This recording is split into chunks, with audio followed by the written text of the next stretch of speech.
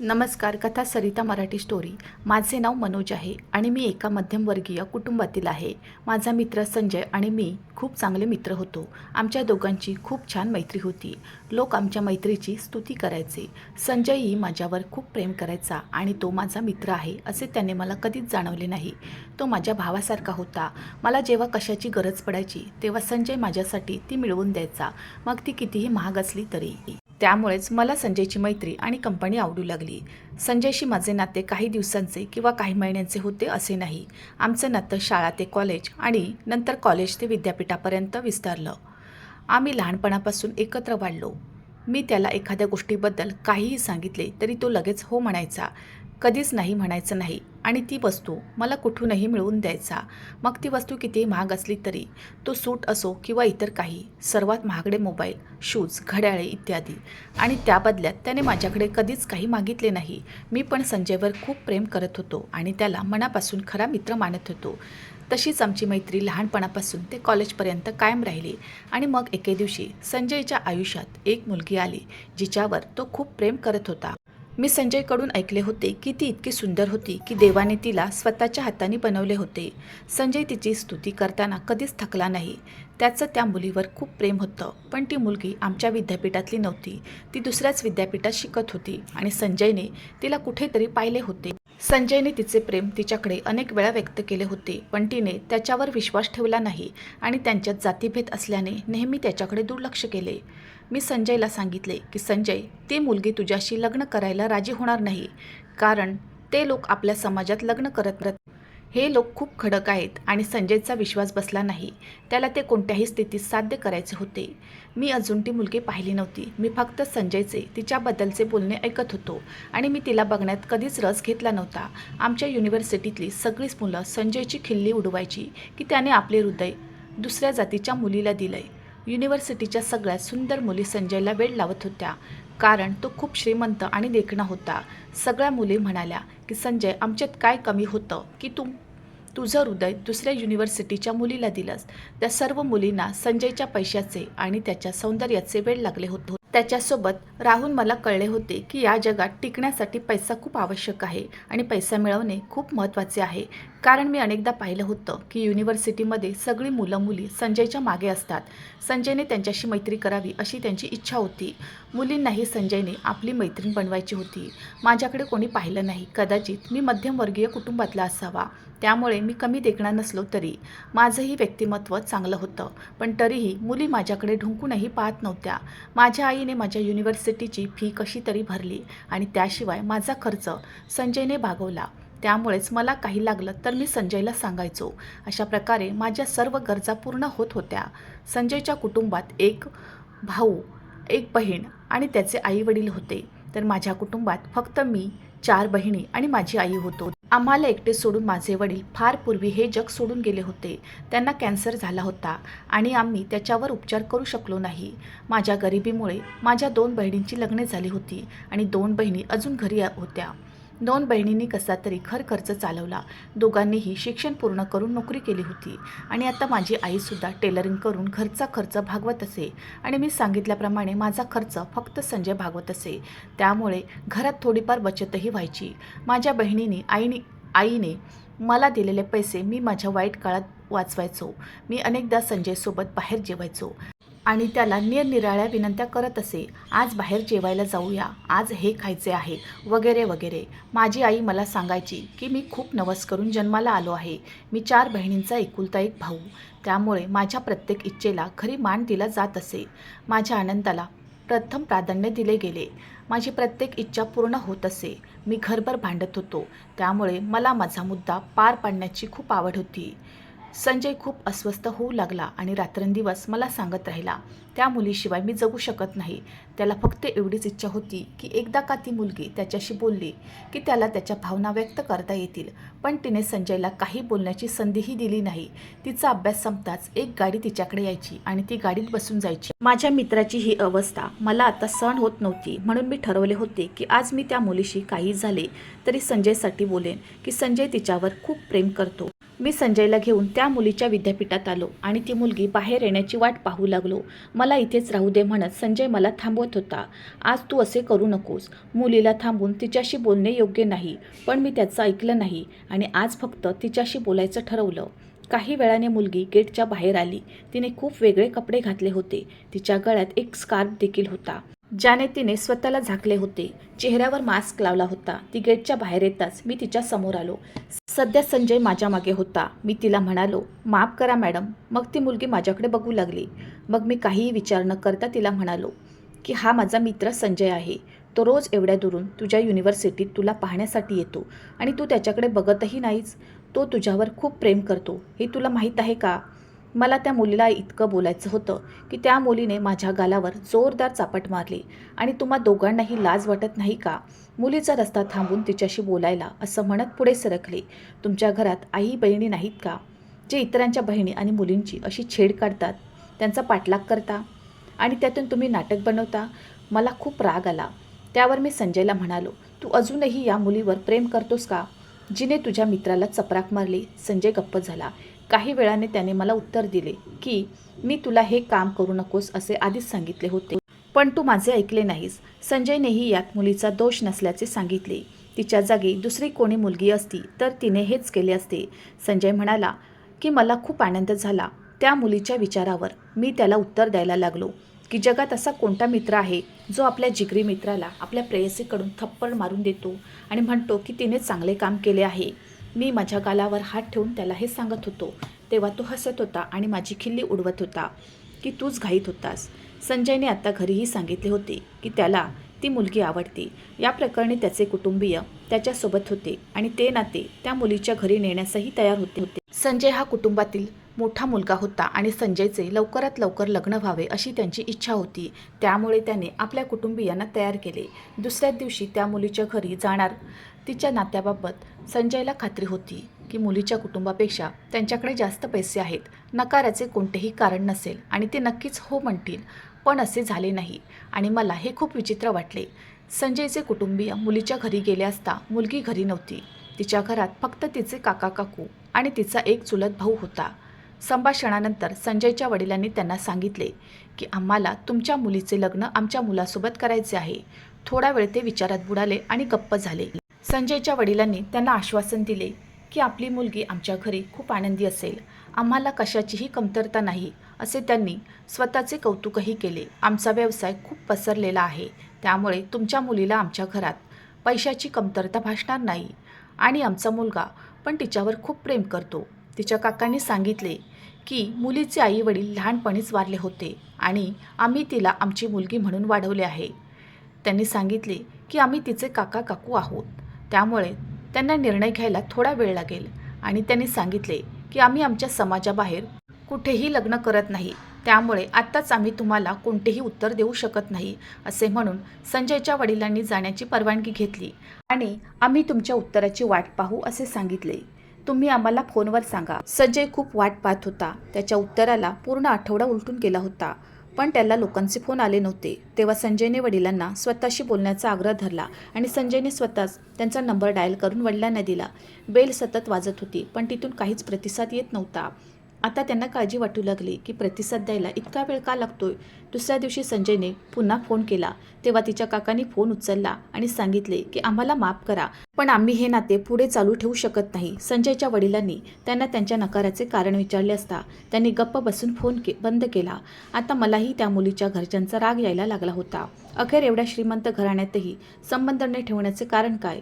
संजय एकदम गप्प झाला होता. त्यांचा नकार ऐकून त्याला कोणत्याही कामात रस नव्हता. तो त्याच्या खोलीतच राहू लागला. त्याच्या खोलीत बंदिस्त राहिला. मी रोज त्याला भेटतो. त्याच्या घरी मी त्याला आनंदी ठेवण्याचा प्रयत्न करतो. त्याला सांगायचो की चल बाहेर जाऊन सिनेमा बघू. त्याला या गोष्टीचं खूप वेळ वाईट वाटत राहिलं, पण तो गप्प बसायचा. दरम्यान 2 महिने उलटून गेले होते आणि एके दिवशी अचानक त्यांना फोन आला की त्यांनी या नात्याला होकार दिला असून लवकरात लवकर लग्न करायचे आहे. संजयच्या घरच्यांना खूप आश्चर्य वाटले की त्यांनी आधी नकार का दिला होता आणि आता होकार, याचे कारण काय असेल. पण संजयचा याच्याशी काही संबंध नव्हता. त्या लोकांचे हो ऐकून त्याला खूप आनंद झाला. कारण त्याचे प्रेम त्याला भेटणार होते. सर्व अडथळे दूर झाले. अचानक आलेल्या या आनंदाच्या बातमीने सर्व घर आनंदित झाले. संजयच्या वडिलांनी त्याच्याकडून फोनवरून एंगेजमेंटची तारीख घेतली होती. आता लग्नाची तयारी जोरात सुरू होती. सगळे खूप खुश होते. आज त्याचा एंगेजमेंट डे होता. त्याचवेळी संजय सोनाराच्या दुकानात जाऊन हिऱ्याची अंगठी घेऊन आला. एंगेजमेंटचा दिवसही आला. सगळ्यांना खूप आनंद झाला. अतिशय थाटामाटात सोहळा पार पडला. मी संजयच्या मंगेतरला त्याच्या एंगेजमेंटच्या वेळी पहिल्यांदा पाहिलं. मी तिची स्तुती ऐकली होती. त्याहूनही ती सुंदर होती. मी मनात विचार करू लागलो की जर मी या मुलीशी लग्न करू शकलो असतो तर मला ती मिळाली असती. आता मला संजयच्या नशिबाचा हेवा वाटू लागला होता की त्याला आयुष्यातील सर्व सुखसोयी मिळाल्या होत्या आणि आता त्याला मिळालेली मुलगी पण खूप सुंदर होती. इतकी सुंदर मुलगी मी आजच्या आधी कधी पाहिली नव्हती. नेहा कॉलेज लाईफपासून ती युनिव्हर्सिटीपर्यंत सुंदर होती. संजय अगदी खरं सांगायचा की देवाने तिला स्वतःच्या हाताने बनवलं आहे. ती इतकी सुंदर होती की तिची स्तुती केल्याशिवाय कोणीच राहू शकत नाही. एंगेजमेंट होऊन 1 महिना झाला होता. पुढच्या महिन्याच्या सुरुवातीला तिचे लग्न व्हावे असे नेहाचे कुटुंबीय सांगत होते. संजयचे वडील आणि संजय यांनी स्वतः श्रीमंत असल्याने तिच्याकडून हुंडा घेण्यास नकार दिला होता. त्याला हुंडा घेण्याची गरज नाही म्हणून त्याने फक्त आवश्यक गोष्टी देण्यास सांगितले. त्यापेक्षा जास्त काही नको. संजयने नेहाचा नंबर तिच्या काकीकडून घेतला होता आणि जेव्हाही त्याने नेहाला फोन केला तेव्हा तिने त्याला प्रतिसाद दिला नाही. संजयला वाटलं की कदाचित तिचं त्याच्यावर प्रेम नसेल किंवा जबरदस्तीनं हे नातं जोडलं गेलं असेल. संजयने मनात विचार केला पण तो तिला सोडून जाण्याचा विचारही करू शकत नव्हता. लग्नानंतर ते दोघे हळूहळू प्रेमात पडतील असे त्याला वाटत होते. असाच वेळ जात राहिला आणि लग्नाचा दिवसही आला. लग्नाच्या सर्व जबाबदाऱ्या संजयच्या वडिलांनी माझ्यावर टाकल्या होत्या आणि प्रत्येक जबाबदारी मी अतिशय चोखपणे पार पाडत होतो. संपूर्ण व्यवस्था मीच पाहिली. संजयच्या खोलीपासून त्याच्या घरापर्यंतची सगळी सजावट मी केली होती. सर्व पाहुण्यांना सजावट खूप आवडली. संजय पण खूप खुश होता आणि त्याची आई पुन्हा पुन्हा त्याच्याकडे बघत होती. घरातील सर्व सदस्य तयार झाले होते. ते फक्त काही पाहुणे येण्याची आणि नेहाच्या घरी लग्नाची वरात घेऊन जाण्याची वाट पाहत होते. काही वेळातच लग्नाची वरात निघाली. तिथे नेहा नववधूच्या पोशाखात एखाद्या परीसारखी दिसत होती. संजयला बघून खूप आनंद झाला पण मला कळत नाही का त्या दोघांना असे पाहून मला आनंद झाला नाही. शेवटी तो माझा मित्र होता. माझा त्याच्यावर खूप प्रेम होतं पण कळत नाही का त्याच्या लग्नाच्या दिवशी माझ्या मनात एक विचित्र भावना जन्माला आली. त्याच्या आनंदाचा मला हेवा वाटू लागला होता. मला स्वतःला समजत नव्हते की असे का होत आहे. मला संजयच्या आनंदाचा हेवा वाटतो की आणखी काही. थोड्याच वेळात लग्न होणार होते. पंडितजींनी वधूवरांना एकत्र बसण्यास सांगितले. सर्व पाहुणे वधूवरांचे खूप कौतुक करत होते. संजयलाही खूप आनंद झाला. स्तुती ऐकून मी तिथे शांतपणे सर्व पाहत राहिलो. संजयला लग्नाबद्दल शुभेच्छा देण्यासाठी मी स्टेजवर गेलो. मी त्याला मिठी मारली आणि त्याला सदैव आनंदी राहावे अशी शुभेच्छा दिल्या आणि त्याला सांगितले की मला माझी वहिनी मिळाली आहे. संजय जोरात हसला. संपूर्ण सभागृहात त्याचे हास्य गुंजत होते. नेहा नुसती शांत बसली होती. जास्त काही बोलली नाही. मी संजय आणि नेहाला फुलांनी सजवलेल्या गाडीत बसवले. लग्न आटोपल्यानंतर सर्व पाहुणे आपापल्या घरी गेले आणि नेहा घरी येताना दिसली. तिची सासू आणि नणंद यांनी तिला संजयच्या खोलीत नेले जी मी स्वतःच्या हाताने सजवली होती. लग्न होऊन 1 महिना होत आला होता पण आता संजय खूप अस्वस्थ होऊ लागला होता. मी त्याला अनेकदा विचारण्याचा प्रयत्न केला पण तो नेहमी टाळायचा. काय प्रकरण होते माहीत नाही जे तो माझ्यापासून लपवत होता. मी त्याचा मित्र असूनही ज्याच्याशी तो अगदी लहानसहान गोष्टीही शेअर करत असे. असाच वेळ जात राहिला पण संजयमध्ये काही बदल झाला नाही. या लग्नाचा संजयला खूप पश्चाताप होत आहे असे मला वाटू लागले आणि जे काही घडत आहे ते चांगल्यासाठी होत आहे याचा मला मनापासून आनंद वाटू लागला. कारण मला संजयची पत्नी नेहा खूप आवडू लागली होती. मनात खोलवर मी तिच्या प्रेमात पडू लागलो होतो. माझ्या डोळ्यांना संजयसोबत नेहा सहन होत नव्हती. संजयच्या या वृत्तीमुळे तो नेहासोबत खुश नाही याची मला जाणीव झाली पण मला ते कळू शकले नाही. शेवटी मी संजयला विचारले, अशी कोणती गोष्ट आहे ज्याच्यामुळे तू इतका काळजीत आहेस? नेहामुळे काळजी वाटते का? तर तो अचानक आश्चर्यचकित झाला. तो म्हणाला, हो, जरा विचार कर. हे सगळं तुला सांगावं म्हणून प्लीज माझ्यावर जबरदस्ती करू नकोस. मी गप्प झालो. त्याचे उत्तर ऐकून माझ्यासाठी ते आणखी सोपे झाले कारण संजयलाही आता नेहा फारशी आवडत नव्हती. आता मला हवं होतं की संजयने नेहाला सोडावं. तू तिला कसा तरी घटस्फोट दिलास तर मी तिच्याशी लग्न करेन असे मी मनात म्हणत होतो. एके दिवशी संजयच्या आईने मला फोन करून एक गोष्ट सांगितली जी ऐकून मला खूप आश्चर्य वाटले आणि त्याची आई खूप नाराज झाली. ती मला संजयला समजवायला सांगत होती. मला त्याची अडचण समजू शकते. संजयने सांगितलेली गोष्ट म्हणजे नेहामुळे तो चिंतित आहे. ते अगदी खरे आहे. मी आंटीला म्हणालो, काळजी करू नका, मी त्याला समजावतो. आणि असे बोलून मी फोन बंद केला. मी संजयला काहीच समजावलं नाही, कारण संजयने हे सर्व करावे अशी माझी इच्छा होती. माझे काम आधीच सोपे झाले होते. मी का समजावू? आधी त्यांच्यात वाद व्हायचे आणि आता संजयने नेहाला छोट्या छोट्या मुद्द्यावरून मारायला सुरुवात केली. या सर्व गोष्टी संजयच्या आईने मला फोनवर सांगितल्या होत्या. संजय जेव्हा कधी मला भेटायचा तेव्हा मी त्याला मुद्दाम काहीतरी सांगायचो, ज्यामुळे तो त्याच्या बायकोचा तिरस्कार करायचा आणि त्याला तिचा राग यायचा. मी त्याला नेहमी सांगायचो की कदाचित ती तुझ्यावर तितकी प्रेम करत नाही जितका तू तुझ्या बायकोवर प्रेम करतोस. तुझ्या आधी तिच्या आयुष्यात कोणीतरी असण्याची शक्यता आहे आणि तिने काका काकूंच्या दबावाखाली लग्न केले. मी त्याला खूप चिडवायचो, जेणेकरून तो त्याच्या बायकोला घटस्फोट देईल आणि तिला घरातून हाकलून देईल. पण संजय अजूनही मला हवं तसं ते सगळं करत नव्हतं. तो फक्त तिच्याशी गैरवर्तन करत होता आणि तिला मारहाणही करत होता. तर मला हवं होतं की संजयने तिला कायमचे सोडून घटस्फोट द्यावा. द्वेषाच्या आगीत मी खूप पुढे गेलो होतो. आता मला संजयचा तिरस्कार वाटू लागला. या द्वेषात संजय आणि माझी मैत्री कुठेतरी नाहीशी झाली होती. कोणत्याही मार्गाने नेहाला मिळवणे हेच माझे ध्येय होते. मी तिला संजयच्या आयुष्यातून काढून टाकावं असं वाटत होतं. नेहाला संजयच्या आयुष्यातून काढून टाकण्याचा मी सर्वतोपरी प्रयत्न केला, पण संजयने अजून तिला घटस्फोट दिला नव्हता. तेव्हा मी संजयला मारण्याचा प्रयत्न करू लागलो. माझा एकही प्लॅन काम करत नव्हता. आता मी विचार करू लागलो की त्याच्या जेवणात काही विषारी पदार्थ मिसळेन आणि मग मी त्याला संध्याकाळी फोन केला आणि म्हणालो की आजचे जेवण माझ्याकडून तुझ्यासाठी दिले जाईल. जेवून आम्ही बाहेर आलो आणि गाडीत बसलो आणि मी त्याच्यासाठी ज्यूस आणला. त्यानंतर मी त्यात विष मिसळून संजय समोर ठेवले. त्याने ज्यूस पिण्यास सुरुवात करताच काही वेळातच तो बेशुद्ध होऊन खाली पडला. तोंडातून फेस येऊ लागला. हे सर्व पाहून सुरुवातीला मी थोडा घाबरलो, पण हे सर्व पाहून मी पटकन हॉस्पिटलमध्ये धाव घेतली आणि त्याच्या पालकांना फोन केला. ते दवाखान्यात पोहोचले, पण सगळ्यांचे भान हरपलं. संजय आता या जगात नाही असे डॉक्टरांनी सांगितल्यावर त्याचे आई वडील तिथेच बसून रडायला लागले. मी त्याच्या पत्नीला आणि त्याच्या बहिणीला आणि भावालाही हॉस्पिटलमध्ये बोलावले. ते लोकही तिथे आले. ते सर्वही रडू लागले. मी पण त्यांच्यासमोर रडल्यासारखा वागू लागलो आणि मग संजयचा मृतदेह त्याच्या घरी नेण्यात आला. त्याच्या पार्थिवावर अंत्यसंस्कार करण्यात आले. मी जे केले त्याबद्दल मला कोणताही पश्चाताप नव्हता. मला फक्त नेहा मिळवण्याचे वेड होते आणि म्हणूनच मी सर्व मर्यादा ओलांडू शकलो. ही माझी योजना होती, जी यशस्वी झाली. संजयच्या मृत्यूला 4-5 महिने उलटून गेले होते आणि तेव्हा संजयच्या आईवडिलांना वाटले की नेहाही लहान आहे, तिचे लग्न कुठेतरी व्हायला हवे. नेहाच्या सासरच्या मंडळींनी तिच्यासाठी नाते शोधायला सुरुवात केली होती. मी त्यांना सांगितलं की तुम्हाला इतरत्र संबंध शोधण्याची गरज नाही. मी नेहाशी लग्न करेन आणि लोकांचा याला काही आक्षेप नव्हता, कारण मी संजयचा बालपणीचा मित्र होतो. ते मला चांगले ओळखत होते आणि मी त्यांच्या कुटुंबाचा सदस्य होतो. संजयच्या आईवडिलांनी नेहाची परवानगी घेतली. ती लग्नाला राजी नव्हती, पण संजयच्या आईवडिलांनी नेहाला समजावलं की बेटा, तू तरुण आहेस, तुझ्यापुढे तुझं संपूर्ण आयुष्य आहे, म्हणून तू लग्न करावं. आणि मग मनोज खूप चांगला मुलगा आहे, तो तुला नेहमी आनंदी ठेवेल आणि तू इथून कुठे जाणार. तुझे स्वतःचे आईवडील नाहीत, तुला काका काकू आहेत, ते तुला स्वीकारायला तयार होणार नाहीत. मजबुरीने नेहाने लग्नाला हो म्हटले आणि अशा प्रकारे नेहा आणि मी साधेपणाने लग्न केले. मी खूप आनंदी होतो. आज माझ्या मनातील इच्छा पूर्ण होत होत्या, ज्या उद्देशासाठी मी माझ्या मित्राचा जीव घेतला होता. आज माझा उद्देश पूर्ण झाला. नेहा माझी पत्नी झाली होती. आज माझ्या लग्नाची रात्र होती. मनात भावनांचा जोर चालला होता. नेहाचे सुंदर रूपांतर माझ्या मिठीत असेल, हा विचार करत असतानाच मनात एक विचित्र गुदगुल्या जाणवत होत्या. संजयच्या आईवडिलांनी नेहाचे लग्न केल्यामुळे माझ्या बहिणी आणि आईही खूप आनंदी होत्या. सगळ्यात आधी तिला एवढी सुंदर सून मिळाली आणि वर भरपूर हुंडा. माझ्या घरच्यांना खूप आनंद झाला.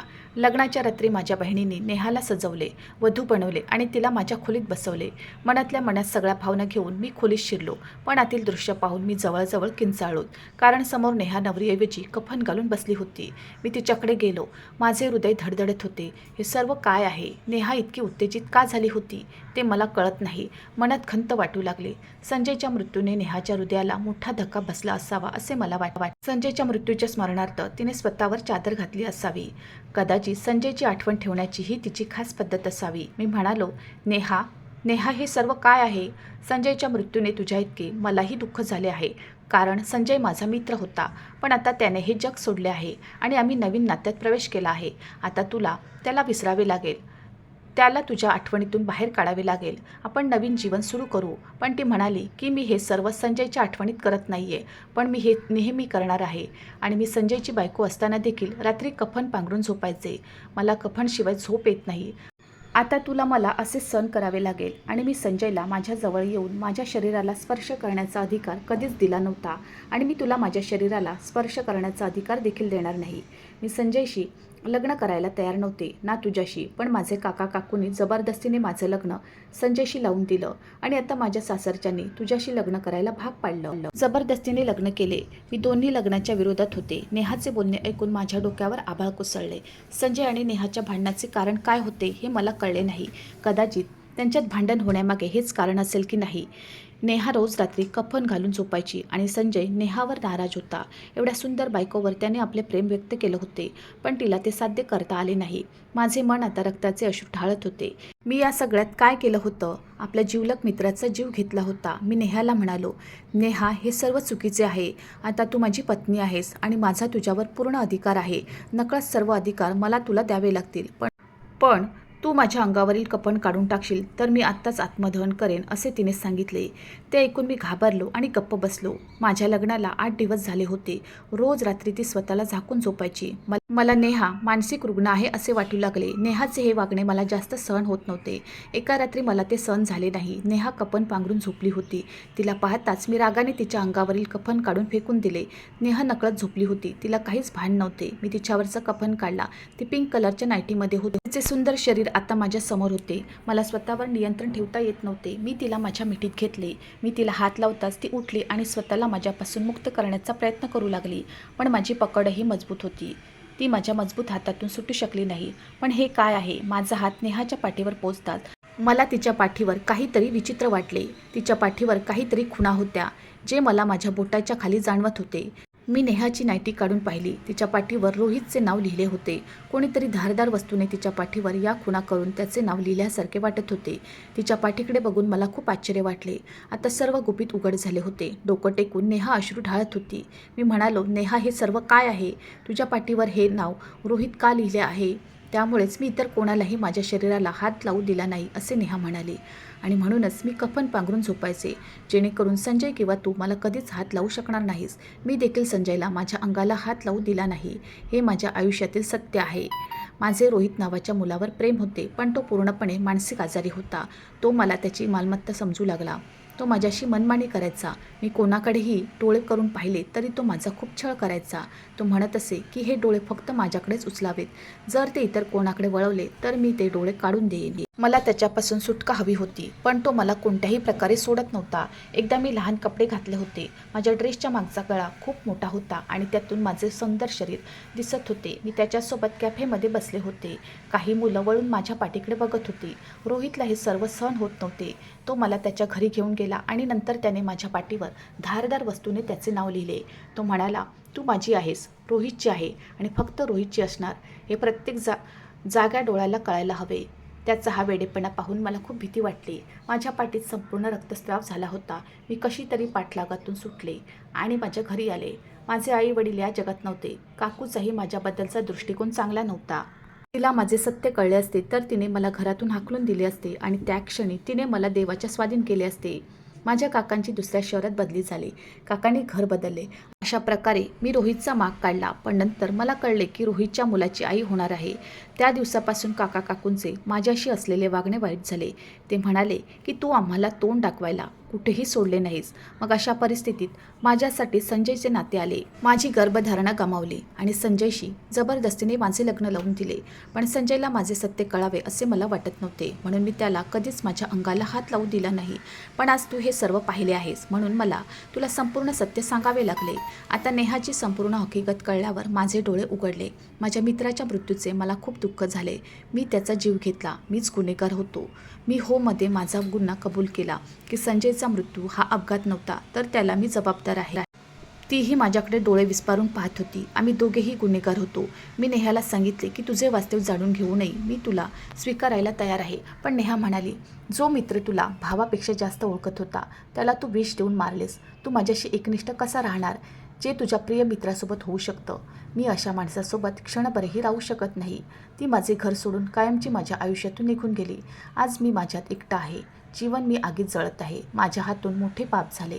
नेहाने कोर्टाच्या माध्यमातून माझ्याकडून घटस्फोट घेतला होता. दिवसेदिवस माझी प्रकृती बिघडत चालली होती. एके दिवशी मी अशाच विचारात हरवलेल्या रस्त्याने गाडी चालवत असताना मागून एका कारचा अपघात झाला. मी रस्त्यावर पडलो. देवाच्या कृपेने मला फारशी दुखापत झाली नाही. ड्रायव्हरने मला गाडीत बसवले आणि त्याच्या घरी नेले. तो म्हणाला, "तू जरा आराम वाटेपर्यंत आमच्या घरी ये. मी तुला नंतर तुझ्या घरी सोडतो." मी त्याच्या घरी बसून त्याच्या घराकडे बघत होतो. खूप सुंदर घर होतं आणि तेवढ्यात खोलीतून एक सुंदर मुलगी बाहेर येताना दिसली. माझ्या डोळ्यासमोर पृथ्वी आणि आकाश फिरले होते. खोलीतून बाहेर येणारी मुलगी दुसरी तिसरी कोणी नसून नेहा होती. ज्या मुलाने मला गाडीत बसवले होते तो पटकन नेहाच्या दिशेने निघाला आणि तिचा हात धरत म्हणाला, "नेहा बघ, या मुलाचा माझ्या गाडीला अपघात झाला आहे. म्हणून मी त्याच्यासाठी ज्यूस आणतो." नेहा पण माझ्याकडे बघत होती, पण मला बघून तिने तिरस्काराने तोंड फिरवले आणि किचनमध्ये गेली. मला काहीच समजत नव्हते. काही वेळाने मला गाडीत घेऊन आलेल्या मुलाचा फोन आला आणि तो बोलत बोलत बाहेर गेला. मला थांबता आले नाही. मी इकडे पाठोपाठ किचनमध्ये आलो. मी नेहाला म्हणालो, "नेहा, हे सर्व काय आहे?" नेहाने मला सांगितले की हा रोहित आहे.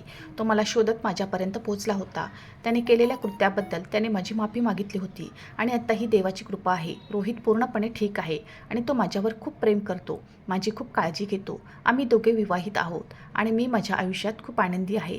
नेहाच्या चेहऱ्यावरून आनंद टपकत होता. खरं तर ती खूप खुश होती, पण देवाने मला शिक्षा दिली होती. ना माझा मित्र माझ्यासोबत राहिला, ना मी नेहाला भेटू शकलो.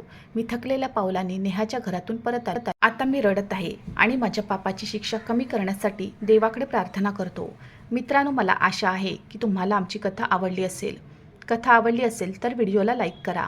चॅनलवर नवीन असाल तर चॅनलला सबस्क्राईब करा आणि हो, नोटिफिकेशन बटन दाबा, जेणेकरून तुम्हाला पुढील अपडेट सर्वात आधी मिळतील. तुमचा मौल्यवान वेळ कथा ऐकण्यासाठी दिल्याबद्दल धन्यवाद. पुन्हा भेटू अशाच एका नवीन कथेसोबत.